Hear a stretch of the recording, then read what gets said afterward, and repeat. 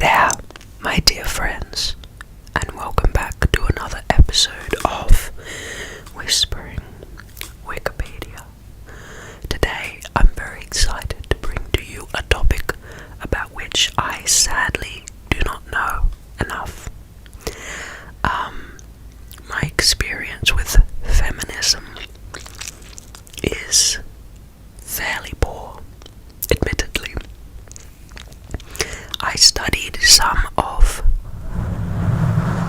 the third wave of feminism, and I studied Margaret Atwood during high school for some literary analysis, and I briefly studied some feminism just to get it into textual understanding of the profoundness of the authoring and writing.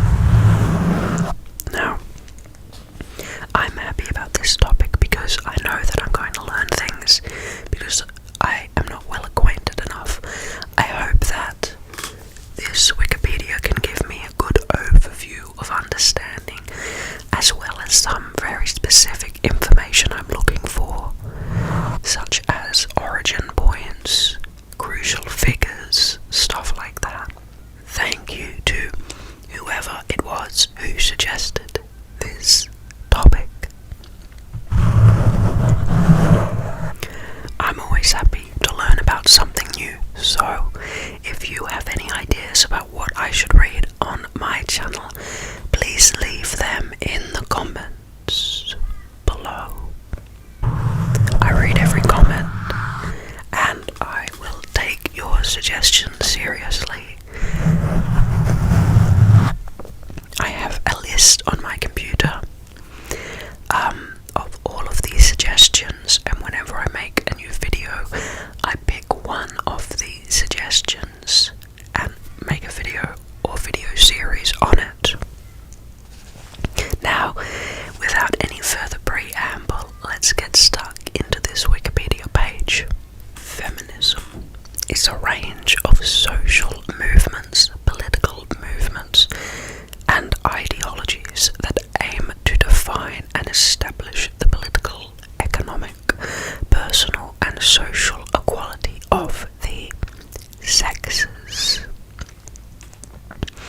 Feminism incorporates the position that societies prioritize the male point of view and that women are treated unjustly within those societies. Efforts to change that include fighting against gender stereotypes and establishing educational, professional, and interpersonal opportunities and outcomes for women that are equal to those for men.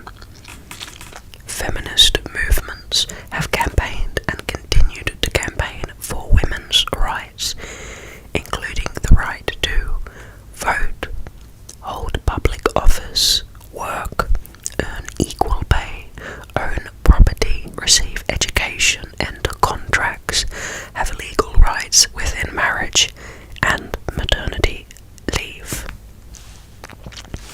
Feminists have also worked to ensure access to legal abortions and social integration, and to protect women and girls from rape, sexual harassment, and domestic violence. Changes in female dress standards and acceptable physical activities for females have often been a part of the feminist movements. Some scholars consider feminist campaigns to be a main force behind a major historical societal change for women's rights, particularly in the West, where they are near universally credited with achieving women's suffrage, gender-neutral language, reproductive rights for women, including access to contraceptives and abortion, and the right to enter into contracts and own property. Although feminist advocacy is and has been mainly focused on women's rights, some feminists argue for the inclusion of men's liberation within its aims because they believe that men are also harmed by traditional gender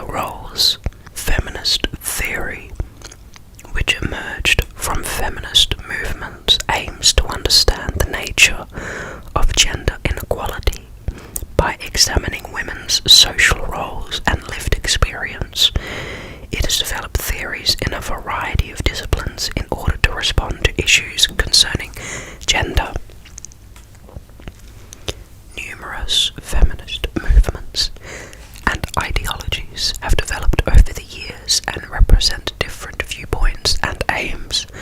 Traditionally, since the 19th century, first wave liberal feminism that sought political and legal equality through reforms within a liberal democratic framework was contrasted with labour-based proletarian women's movements that over time developed into socialist and Marxist feminism based on class struggle theory. Since the 1960s, both of these traditions are also contrasted with radical feminism that arose from the radical wing of second wave feminism that calls for a radical reordering of society to eliminate male supremacy. Together, liberal, socialist and radical feminism are sometimes thought the big three schools of feminist thought. Since the late 20th century, many newer forms of feminism have emerged. Some forms of feminism have been criticized for taking into account only white, middle-class, college-educated, heterosexual, or cisgender perspectives. These criticisms have led to the creation of ethically specific or multicultural forms of feminism, such as black feminism and intersectional feminism. I would be very interested as well to read any of these specific feminism pages about the different types. So if that interests you, please leave a comment down below on what page you'd like me to read, and I can read that next. Now we move to the history of feminism, starting of course with terminology, as I always say, which is very important to learn if you are learning about a new subject. It's always important to have a list of terminology. When I study, one of my favourite things to do is read an introductory text and write down a personal glossary of the main terminology and words that I see used which I don't understand, and then I continually refer to these. And I think you'll find if you break down sentences grammatically when learning a new school of thought, it can really help you develop and grow faster than perhaps you would have if you had to dive into really beginner fundamental texts that don't use any of the terminology at all. I think most people can skip some beginner and some intermediary things and go a little bit advanced if they have a personal glossary of terminology. Anyway, now there's some pictures here with the labels, and I'm going to read to you the labels. The first picture is of a bunch of women dressed in white in a feminist suffrage parade in New York City in the 6th of May 1912. Next we have a newspaper entitled What is Feminism? It was by Charlotte Perkins Gilman, who wrote about feminism in the Atlanta Constitution in the 10th of December 1916.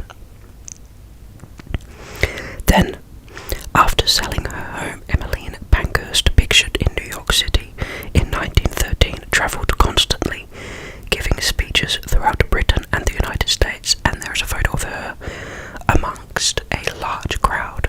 Then we have a portrait of a very proud-looking woman. In the Netherlands, Wilhelmina de Ruyter fought successfully for the vote and equal rights for women through organisations that she founded. Then we have another photo of a lady named Simone Veil, former French Minister for Health, made access to contraceptive pills easier and legalised abortion. And then the last photo is of a bunch of protesters, and they appear to be burning something. I'm not exactly sure what is, but they're in protest.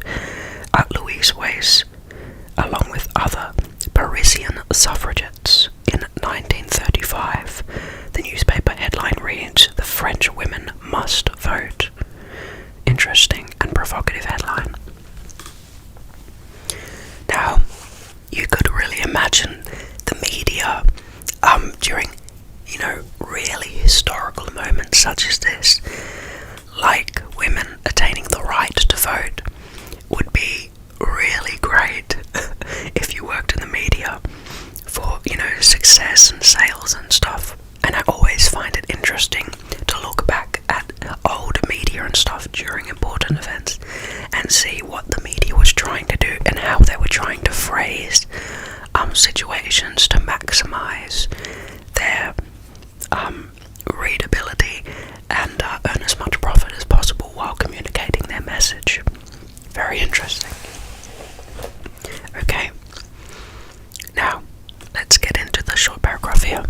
Charles Fourier, a utopian socialist and French philosopher, is credited with having coined the word feminism in 1837. The word feminism, and feminist, feminist, first appeared in France and the Netherlands in 1872, Great Britain in the 1890s, and the United States in the 1910s. The Oxford English Dictionary lists 1852 as the year of the first appearance of feminist, and 1895 for the feminism, depending on the historical moment, culture, and country. Feminists around the world have had different causes and goals. Most Western feminist historians contend that all movements working to obtain women's rights should be considered feminist movements, even when they did not or do not apply the term to themselves. That's interesting, and I could see that being a quite controversial debate, as if you are, for yourself, for certain social or political reasons, not identifying yourself as a feminist. You can also see the perspectives from both sides, one being that, well, the definition of feminism is this, and thus it's just something we use to categorize, being that feminism means, a movement for women's rights. But on the flip side, since there are multiple different feminist campaigns and political organizations, you may wish to not associate yourself necessarily with an existing body of people, but instead create your own. So I guess you can separate the idea of what feminism means grammatically into the name of the organizations and politics, and then the categorizational name of what type of movement it is. I could see the debate raging there. Other historians assert that the term should be limited to the modern feminist movements and its descendants. These historians used the label proto-feminist to describe earlier movements. Now, as you'll most likely know, the history of feminism, as with most groups of people obtaining rights, it usually doesn't all happen within one pass of a bill or one era of history, but instead comes in waves. And I think the most famous of the socially progressive waves are the feminist waves. And so here it just goes on to describe them. The history of modern Western feminist movement is divided into 4 waves. The first comprised women's suffrage movements for the 19th and early 20th centuries, promoting women's right to vote. The second wave, the women's liberation movement, began in the 1960s and campaigned for legal and social equality for women. In or around 1992, a third wave was identified, characterized by a focus of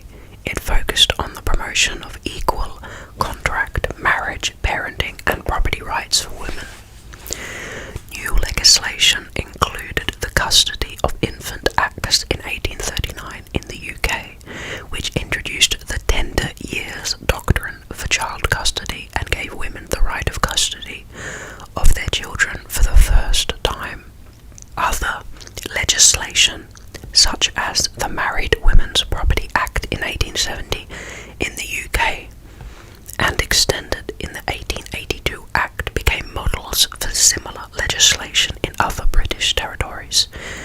Victoria passed legislation in 1884 and New South Wales in 1889.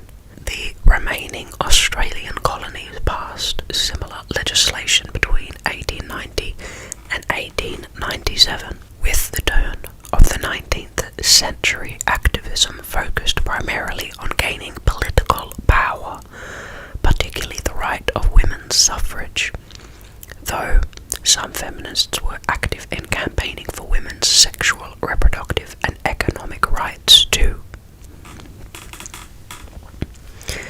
Women's suffrage. The right to vote and stand for parliamentary office began in Britain's Australasian colonies at the close of the 19th century, with the self-governing colonies of New Zealand granting women the right to vote in 1893. Good job to New Zealand. And South Australia followed suit in 1895. This was followed by Australia granting female suffrage in 1902. In terms of Australia, with our social history, we have a lot of bad things in our history, but I'm always happy when learning about the feminist history of Australia, because we do have a great feminist history here, and I'm always happy to hear how comparatively quicker we were to adopt the legislations around women's suffrage. But of course, as is obvious, it would be better if it never had to happen and we all started with equal rights, but alas, that is not the way it happened. In Britain, the suffragettes and suffragists campaigned for the women's vote, and in 1918 the Representation of the People Act was passed, granting the vote to women over the age of 30 who owned property. In 1928 this was extended to all women over 21. Emmeline Pankhurst was the most notable activist in England. Time named her one of the 100 most important people of the 20th century, stating, "She shaped an idea of women for our time. She took society into a new pattern from which there could be no going back." In the US, notable leaders of this movement included Lucretia Mott, Elizabeth Cady Stanton, and Susan B. Anthony, who each campaigned for the abolition of slavery before championing women's right to vote. These women were influenced by the Quaker theology of spiritual equality, which asserts that men and women are equal under God. In the US, first wave feminism is considered to have ended with the passage of the 19th Amendment to the United States Constitution in 1919, granting women the right to vote in all states. The term first wave was coined retroactively when the term second wave feminism came into use, which makes sense. During the late Qing period and reform movements such as the 100 Days Reform, Chinese feminists called for women's liberation from traditional roles and Neo-Confucian gender segregation. Later, the Chinese Communist Party created projects aimed at integrating women into the workforce and claimed that the revolution had successfully achieved women's liberation.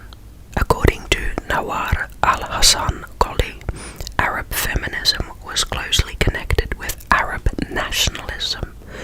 In 1899, Qasim Amin, considered the father of Arab feminism, wrote The Liberation of Women, which argued for legal and social reforms for women. He drew links between women's position in Egyptian society and nationalism, leading to the development of Cairo University and the national movement. In al-Shawari founded the Egyptian Feminist Union and became its president and a symbol of the Arab women's right movement.